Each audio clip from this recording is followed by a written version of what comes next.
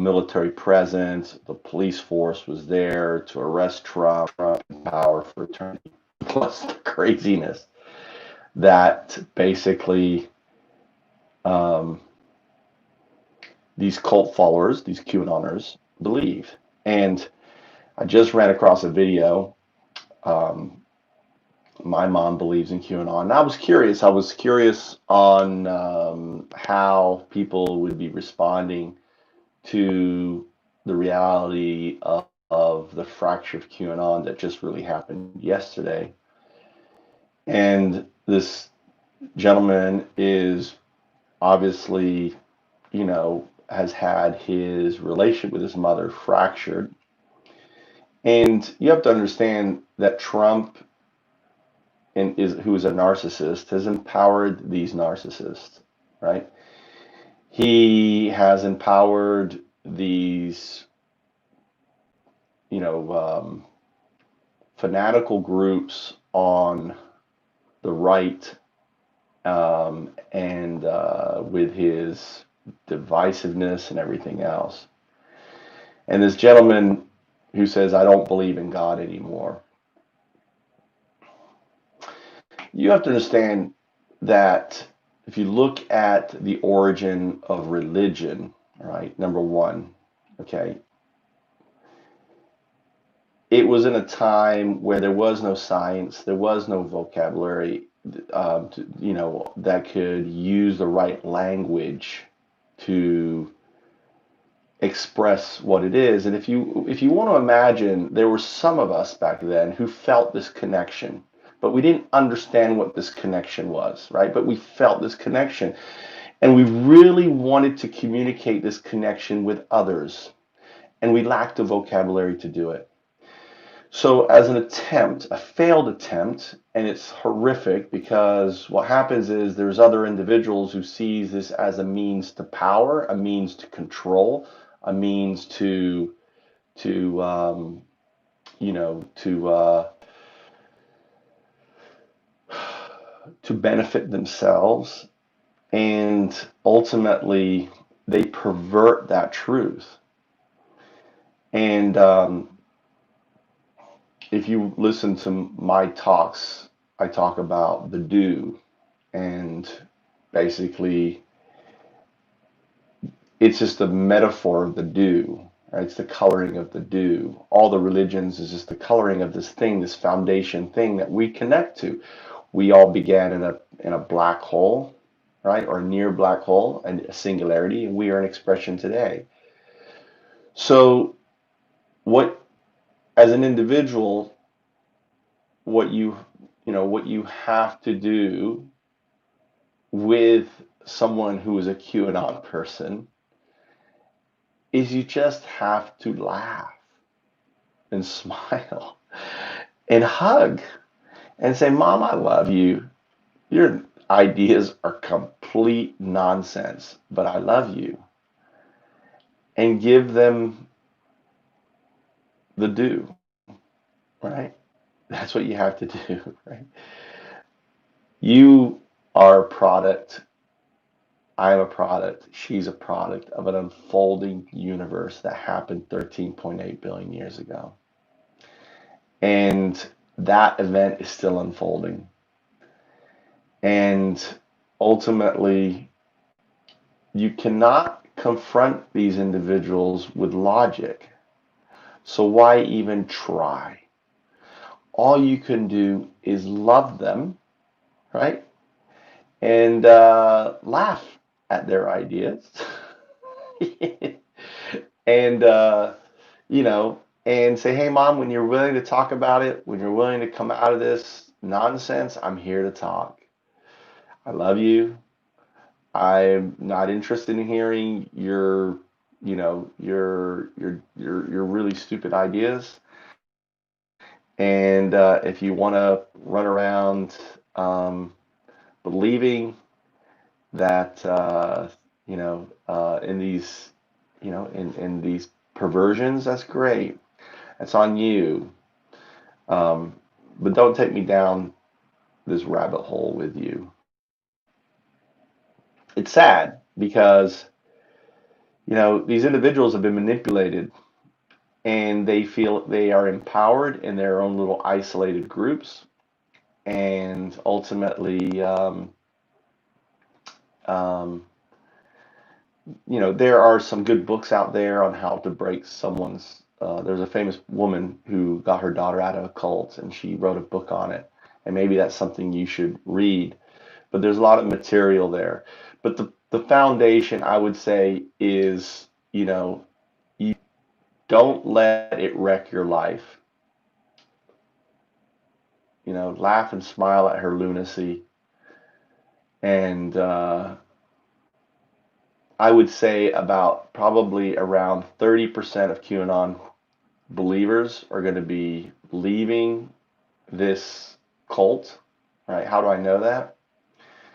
Because of the law of diffusion of innovation, or the law of diffusion of cults. There's the 2% who are the true believers. And then after those 2%, 2.5%, there is 13% who are the disciples, right, of those true believers. And then after that, there is 30%.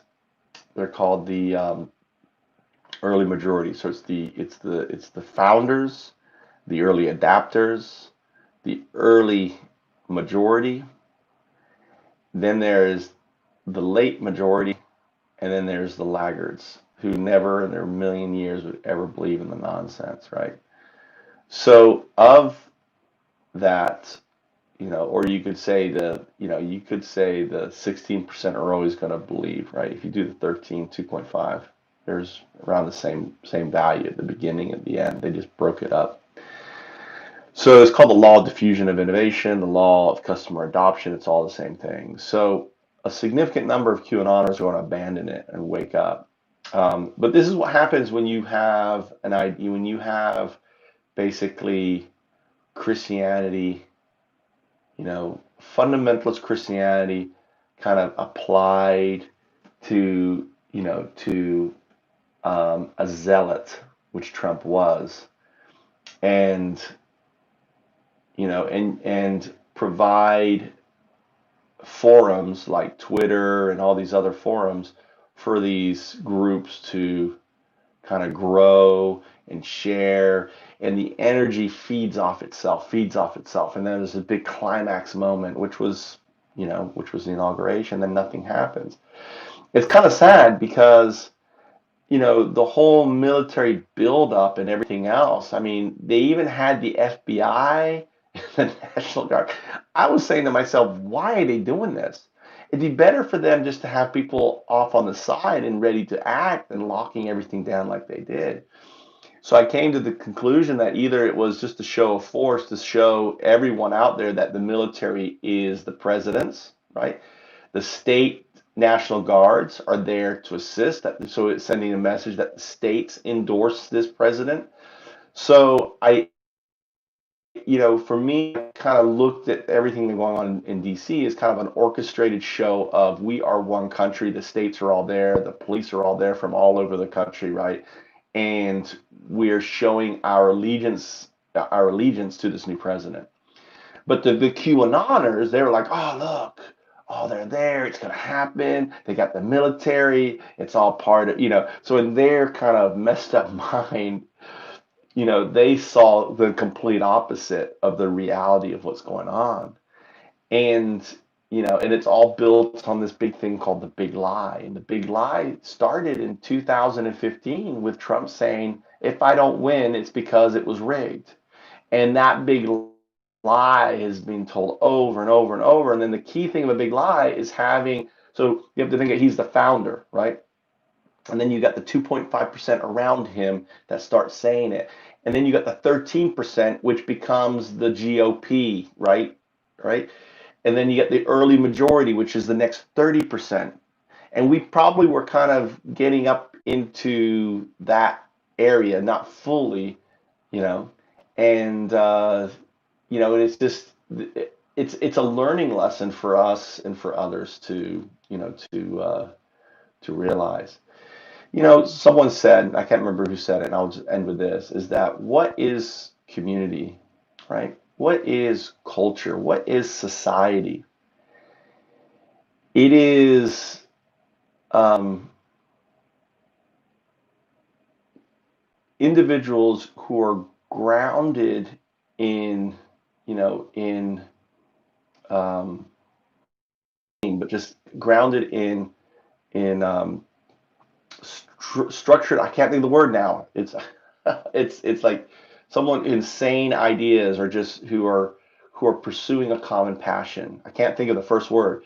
People who are um, they believe in logic, they believe in common sense, they believe in, in rational thinking, right? It's a common group of people who have this foundation of rationalness, right? Who look at facts, who look at truth, and who as a society are trying to drive and build for the common good.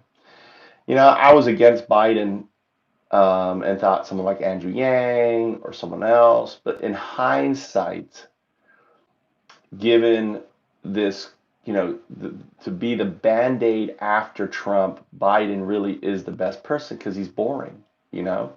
I mean, who's going to search for Biden every day? I mean, is anyone going to search for Biden every day? No. I mean, I did, and it's amazing because how many people, for example, today really even thought about Trump much, maybe kind of on the side thing.